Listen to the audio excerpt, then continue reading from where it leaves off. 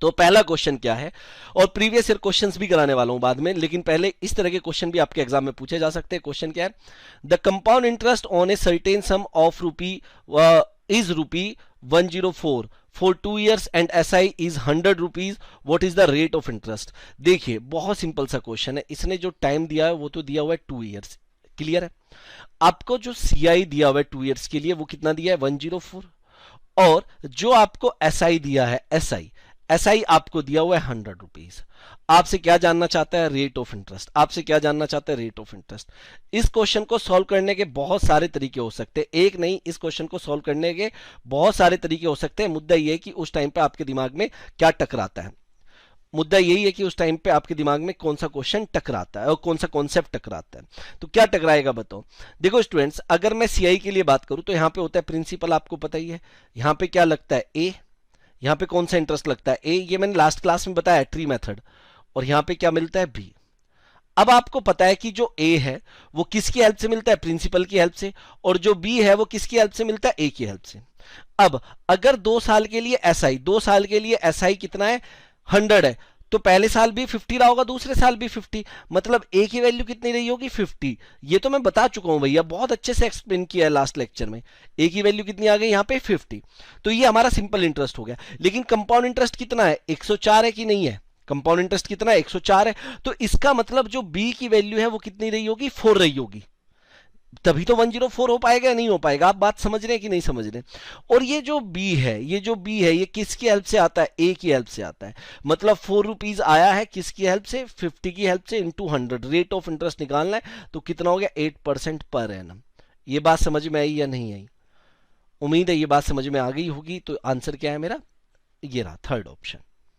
Clear हुआ या नहीं हुआ, बहुत सिंपल सा कॉन्सेप्ट था। आप एक बात सोचो, अगर मैं यहाँ पे SI और यहाँ पे CI लिख दूं, अब यहाँ पे ध्यान से सुनना, SI आपका 100 है, CI आपका 104 है। यहाँ पे मैं लिख देता हूँ फर्स्ट ईयर, यहाँ पे मैं लिख देता हूँ सेकेंड ईयर। इसे और तरीके से भी मैं समझा सकता हूँ। आपको इतना पता है कि भैया SI एक वो चीज है जितना पहले साल मिलता है उतना ही दूसरे साल मिलता है। अगर 2 साल में 100 रुपीज मिला है तो पहले साल भी 50 रहा होगा और दूसरे साल भी 50 रहा होगा, ये तो आपको पता है। अच्छा, पहले साल SI और CI में कोई फर्क नहीं होता, तो पहले साल अगर SI 50 है तो CI भी 50 है। ये सारी चीजें पहले 2 लेक्चर में बता चुका हूं। तो यहां पे अगर देखें तो यहां सेकेंड ईयर में कितना रहा होगा, 54। तो कैसे रहा होगा, 50 + 4, क्योंकि टोटल मुझे कितना बनाना है, 104। ये जो 4 रुपया है, ये 4 किसकी हेल्प से मिल रहा है, इस 50 की हेल्प से मिल रहा है। ये 50 प्रिंसिपल की हेल्प से मिला है, लेकिन ये 4 इस 50 की हेल्प से मिला है। तो हम लोग क्या कहेंगे कि भैया 4 मिला है किसकी हेल्प से, 50 की हेल्प से। तो यहां पे मैं कह सकता हूं कि ये जो 4 मिला है किसकी हेल्प से, 50 की हेल्प से, इंटू 100। तो कितना हो जाएगा भैया, 8%।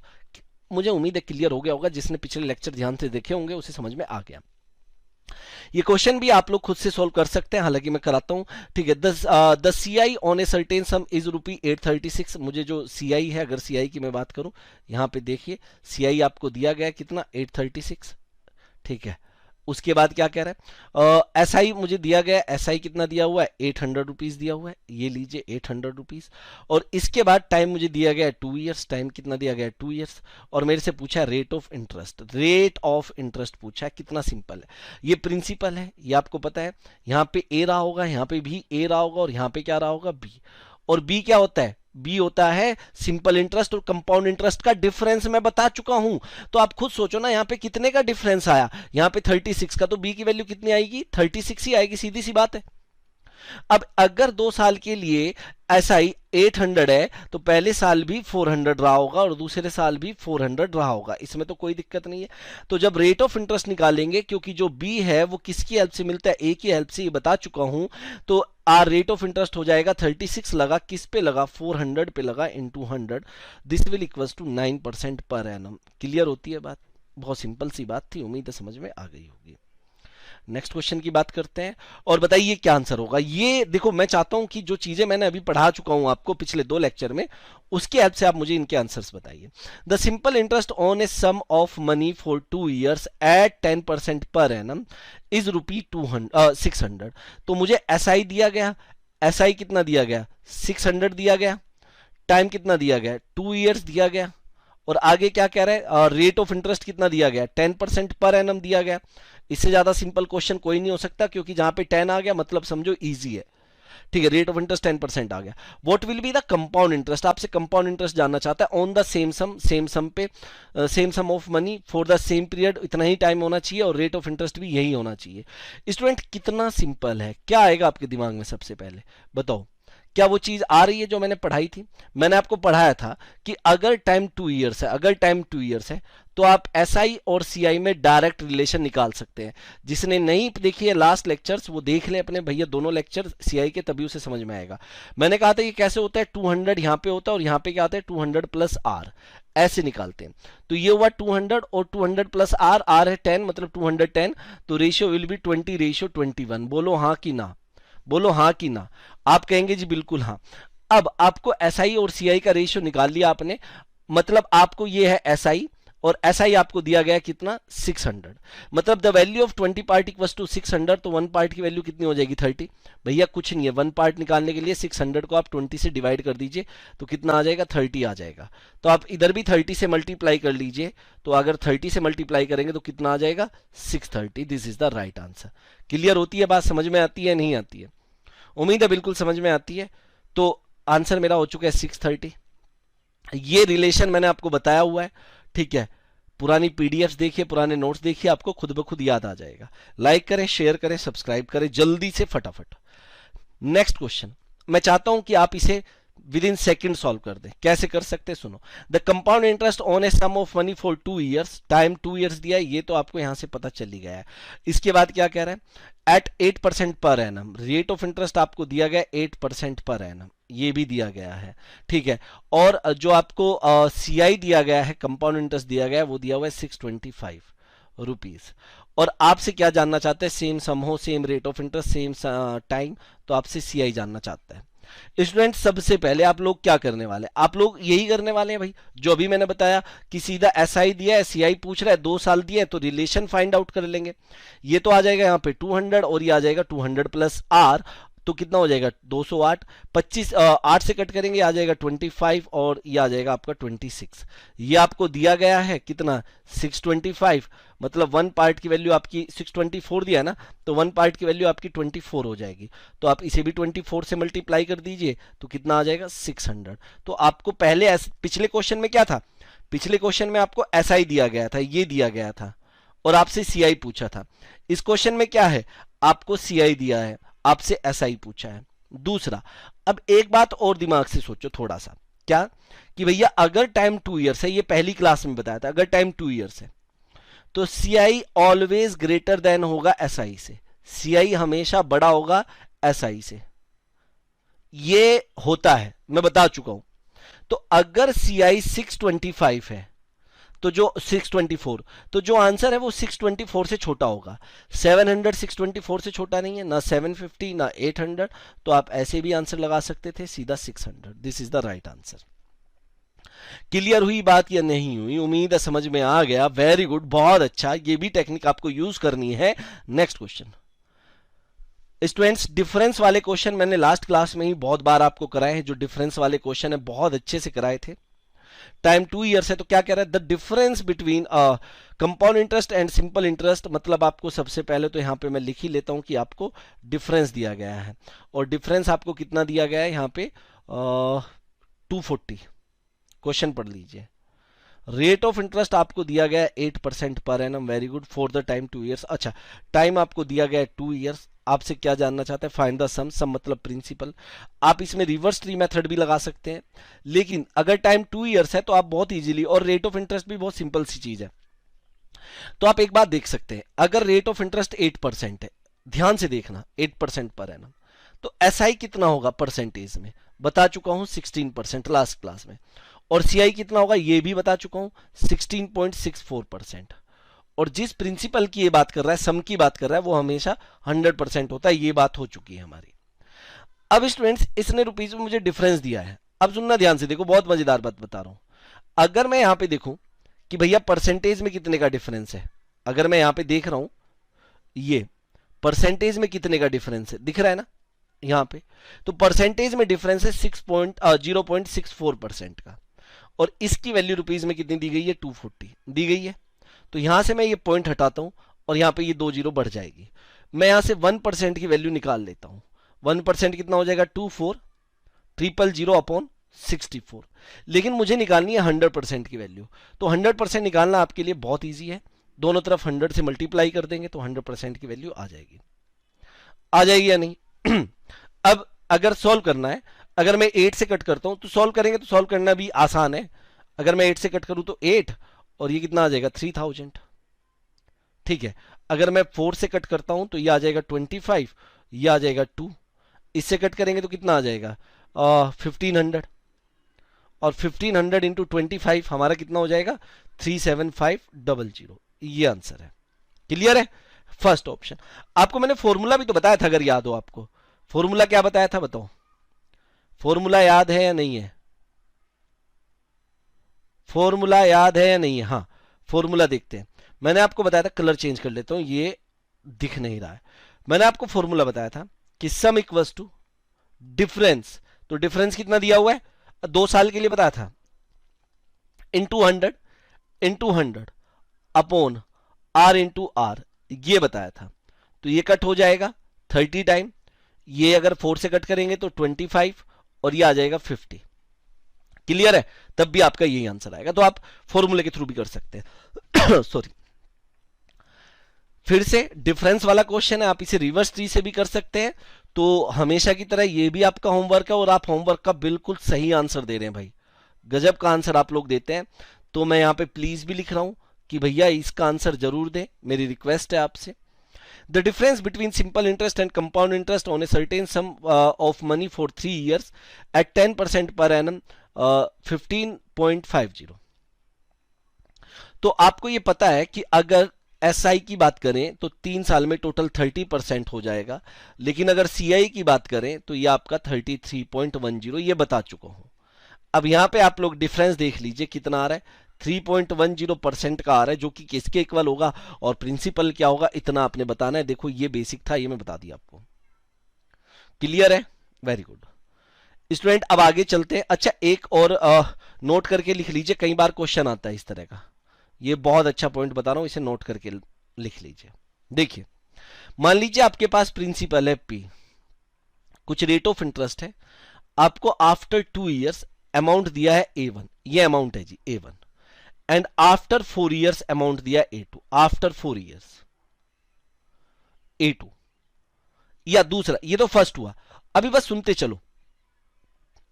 प्रिंसिपल दिया है P, आफ्टर 3 ईयर्स अमाउंट दिया A1, and after 6 years amount दिया A2। आप अमाउंट समझ रहे हो ना क्या होता है? Very good, principal plus interest. तीसरा, यहां पे ध्यान से सुनो मैं क्या कहना चाहता हूं। प्रिंसिपल P है, आफ्टर X ईयर्स अमाउंट दिया A1, and after 2X year amount दिया A2।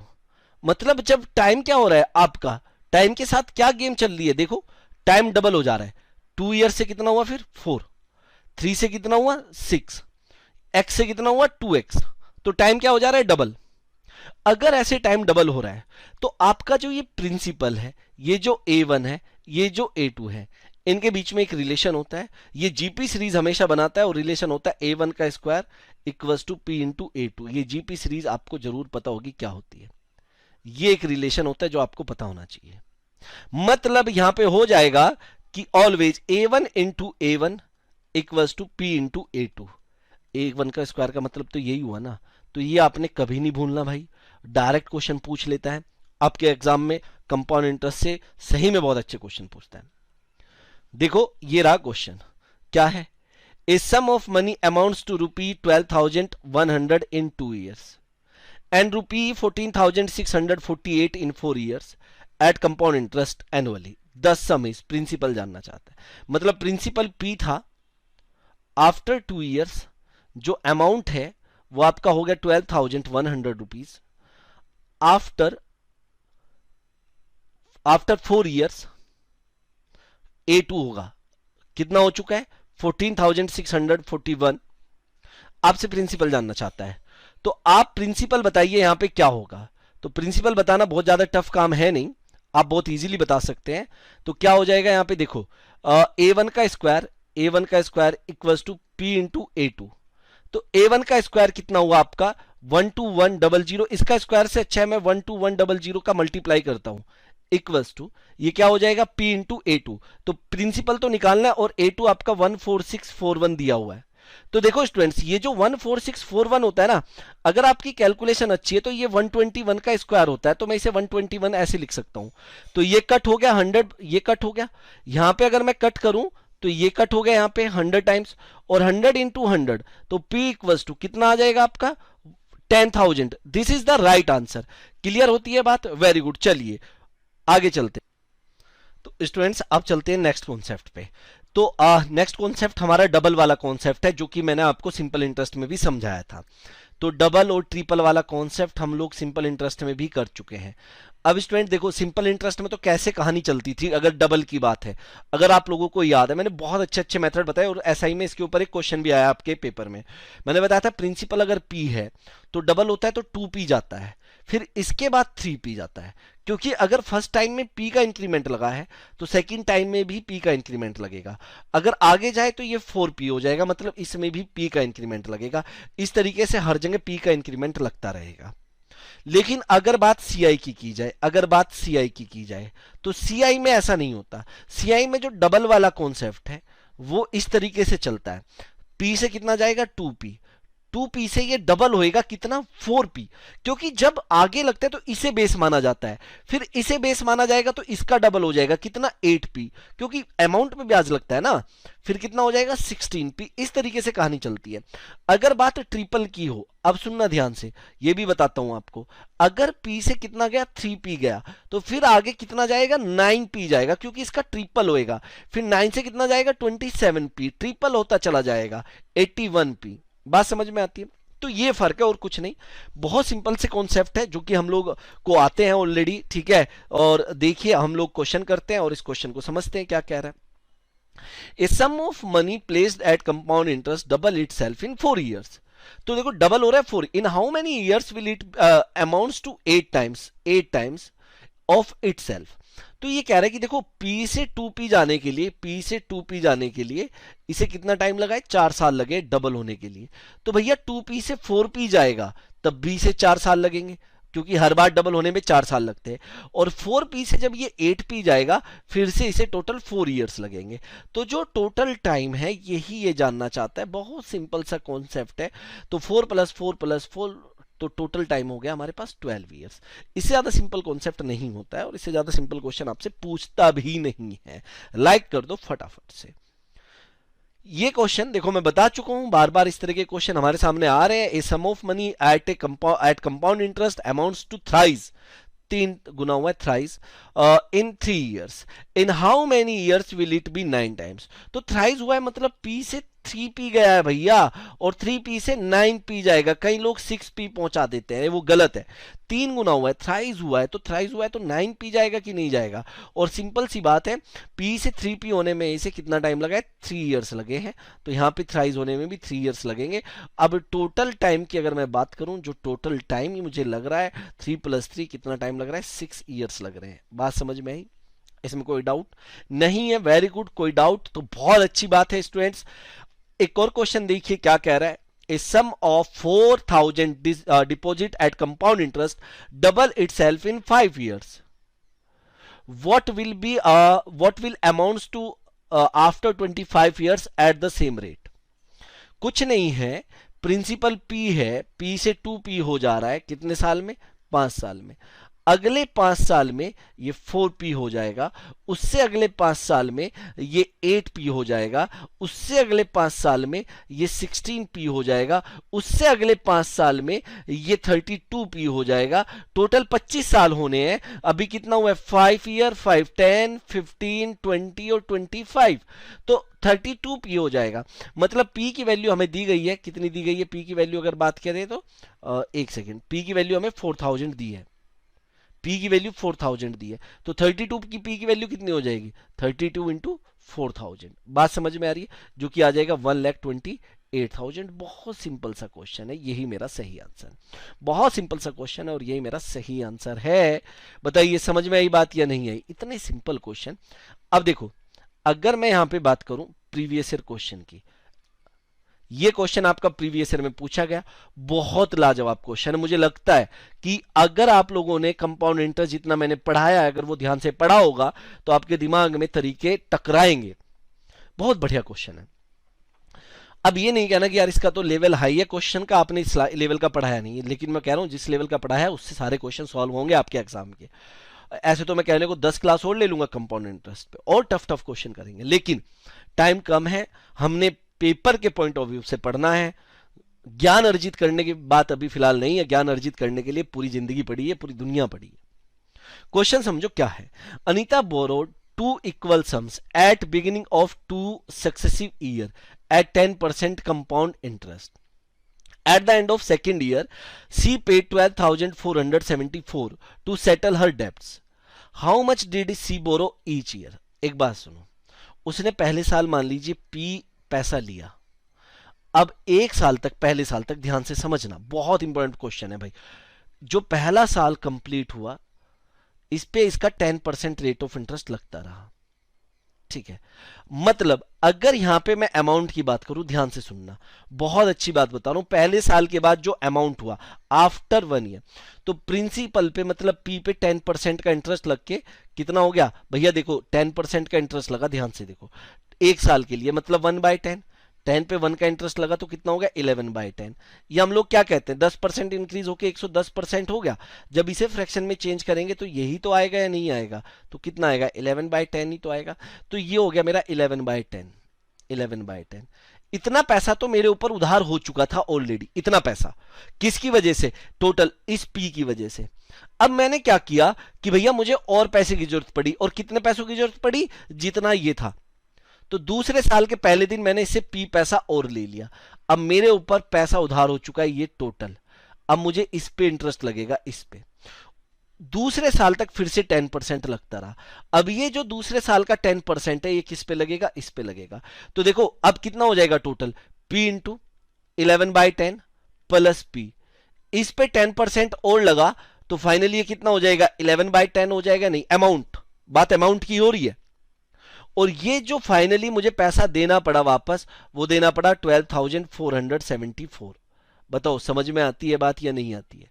मुझे तो एकदम समझ में आती है, और मुझे ये भी समझ में आ रहा है कि ये 11 से कट जाएगा, और 11 से कट होके 1134 हो जाएगा। 11 से कट होने के बाद मुझे ये भी पता चल रहा है ये 21P हो जाएगा। 21P इक्वल्स टू आपका कितना आ जाएगा, देखें तो यहाँ पे भी ये 10 आ जाएगा, तो 1134 और इंटू 100 ये आ जाएगा, इंटू 100। बात समझ में आती है नहीं आती है? इसमें कोई डाउट, कोई दिक्कत है तो मुझे बताइए। तो मुझे नहीं लगता कि इसमें कोई भी दिक्कत अभी तक आपको होनी चाहिए। यहाँ पे अगर मैं 21 से कट करूं तो ये सीधा सीधा मुझे दिख रहा है 54 टाइम जा रहा है। कितने टाइम जा रहा है 54। तो जो प्रिंसिपल है मतलब पी की वैल्यू है वो 5400 रुपीज है। ये पैसा लिया गया था, यही देखिए, यही ग्रीन से में है, यही आंसर है। बताओ कितना सिंपल क्वेश्चन है।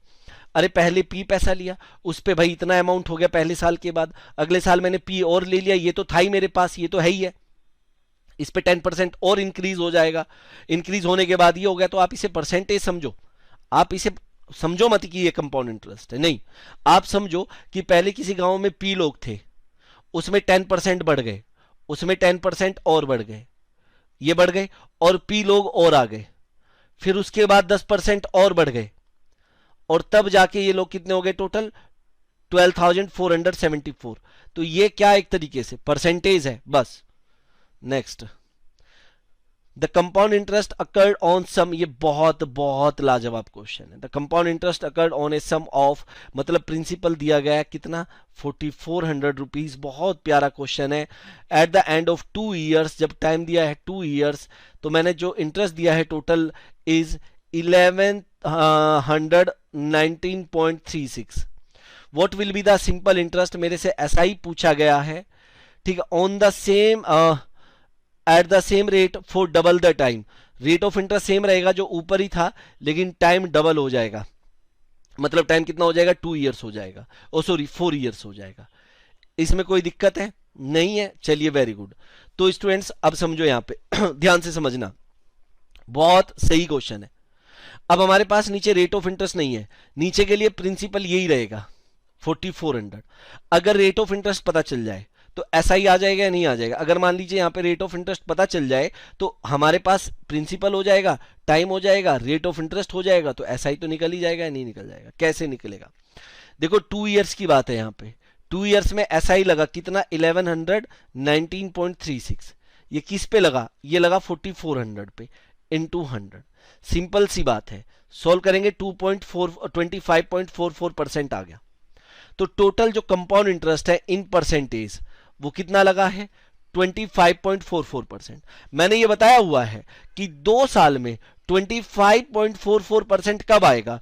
जब आपका रेट ऑफ इंटरेस्ट कितना होगा? 12% पर एनम।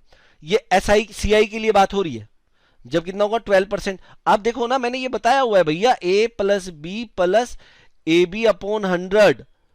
तो इसे सॉल्व करेंगे तो कितना आएगा? 25.44%। आपको पता होना चाहिए। इन केस अगर ये आ जाता, इन केस मान लो, मैं एज्यूम करा रहा हूं आपको जस्ट, अगर ये आ जाता कि 10.25 है 2 इयर्स के लिए, मान लो 2 इयर्स है टाइम, और आपका जो सीआई इन परसेंटेज है वो ये है, तो बताओ रेट ऑफ इंटरेस्ट कितना आएगा? तो रेट ऑफ इंटरेस्ट 5% होगा, बता चुका हूं बार बार।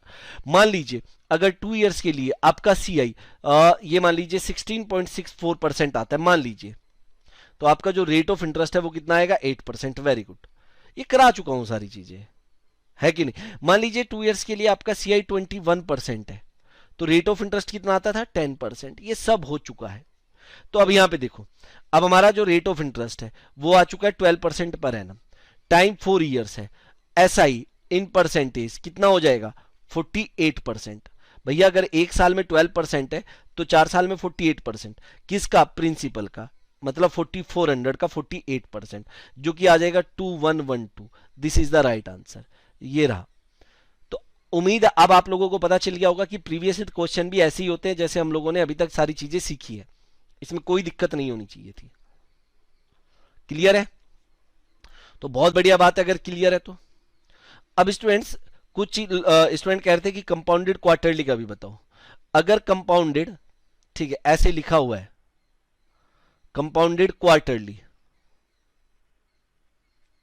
आपको पता है हाफ ईयरली और क्वार्टरली ये दो चीजें पूछता है। मान लीजिए हाफ ईयरली भी देख लेते हैं यहां पे,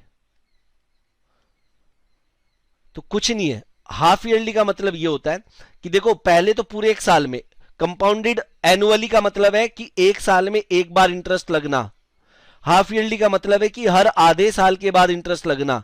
मतलब एक साल में कितनी बार इंटरेस्ट लग जाएगा? 2 बार लग जाएगा, बस ये बात सुनो। तो इसीलिए कहते हैं कि टाइम तो क्या हो जाता है? डबल। टाइम क्या हो जाता है? डबल, क्योंकि 2 बार लगता है, और रेट ऑफ इंटरेस्ट हो जाता है हाफ, क्योंकि हर आधे साल में लग रहा है। हाफ ईयरली का मतलब अगर मान लीजिए मैं आपको एक क्वेश्चन दे देता हूं, यहां पे ध्यान से सुनना कि भैया जो टाइम है आपका, सुनना ध्यान से, और टाइम आपका 1 ईयर है, ठीक है। आपका जो प्रिंसिपल है वो आपको दिया गया है मान लीजिए 5000 रुपीज, कितना? 5000।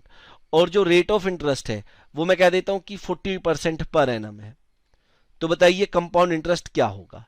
और कंपाउंडेड हाफ ईयरली क्या लिखा हुआ है? कंपाउंडेड एनुअली नहीं लिखा है, कंपाउंडेड हाफ ईयरली लिखा है। तो जैसे ही कंपाउंडेड हाफ ईयरली लिखा है तो सबसे पहले तो आपके दिमाग में यह आ जाना चाहिए कि एक साल में कितनी बार इंटरेस्ट लगेगा? 2 बार।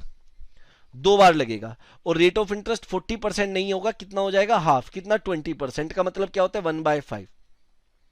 तो 2 बार कैसे लगेगा? जैसे आप लगाते आए हो भैया, 5000 पे 1/5 लगा तो 1000, फिर 1/5 लगा तो 1000, और 1000 का 1/5 कितना होता है? 200।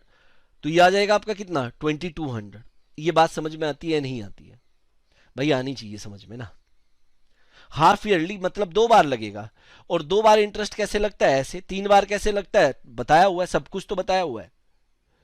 मुझे उम्मीद है कि ये चीज समझ में आई होगी। क्वार्टरली का मतलब कुछ नहीं है, क्वार्टरली का मतलब है कि एक साल में आपका इंटरेस्ट कितनी बार लग रहा है? 4 बार लग रहा है। तो जो टाइम है वो तो 4 टाइम्स हो जाएगा, और 4 टाइम्स का कुछ नहीं है, आपने ये देखना है कितनी बार इंटरेस्ट लगेगा, बस कितनी बार लगेगा। और जो रेट ऑफ इंटरेस्ट है वो आपका 1/4 हो जाएगा। ये इस बात का ध्यान रखना है। मतलब मान लो आपको क्वेश्चन दिया हुआ है कि ये क्वेश्चन दिया हुआ है कि प्रिंसिपल जो है आपका वो आपका 10,000 रुपीज है, ठीक है। जो रेट ऑफ इंटरेस्ट है वो आपका 40% पर एनम है, मान लीजिए 40% पर एनम। और जो आपको टाइम दिया हुआ है वो दिया हुआ है 9 मंथ्स। टाइम कितना दिया हुआ है? 9 मंथ्स। तो बताइए, और कहा है कि कंपाउंडेड क्वार्टरली, ये लिखा है कंपाउंडेड क्वार्टरली। तो बताइए कंपाउंड इंटरेस्ट कितना मिलेगा? तो आप इस क्वेश्चन को सॉल्व कैसे करेंगे? बहुत इजी है कि नहीं है ये बताओ? अरे बहुत इजी है। टाइम दिया है 9 मंथ्स, कंपाउंडेड क्वार्टरली, क्वार्टर कई तरह के होते हैं ना क्वार्टर, तो 1/4 ऑफ 12 मंथ, मतलब कितना? Her after every 3 month interest मिलेगा, आफ्टर एवरी 3 मंथ्स। तो देखो आफ्टर एवरी 3 मंथ्स इंटरेस्ट मिल रहा है, तो यहां 9 मंथ्स हो गए या नहीं हो गए? तो कितनी बार इंटरेस्ट मिलेगा? 1 2 3, 3 बार मिलेगा या नहीं मिलेगा? और जो रेट ऑफ इंटरेस्ट है वो 40 का 1/4 हो जाएगा, मतलब कितना हो जाएगा? 10% हो जाएगा। तो 10% 3 साल के लिए लगेगा एक तरीके से, किस पे? 10,000 पे। तो कैसे? 10,000 इसका 1/10 कितना हो जाएगा? 1,000 पहले साल, दूसरा यहां पे लगेगा 1,000 और 1,000 का 10% 100, फिर तीसरी बार लगेगा तो 1,000, फिर यहां पे कितना आएगा? 100, 100 और 100 का 1/10 10, ये आ जाएगा 3,310 rupees. This is the right answer, अगर कंपाउंडेड क्वार्टरली की बात करता है। तो उम्मीद है ये दोनों चीजें समझ में आई होगी।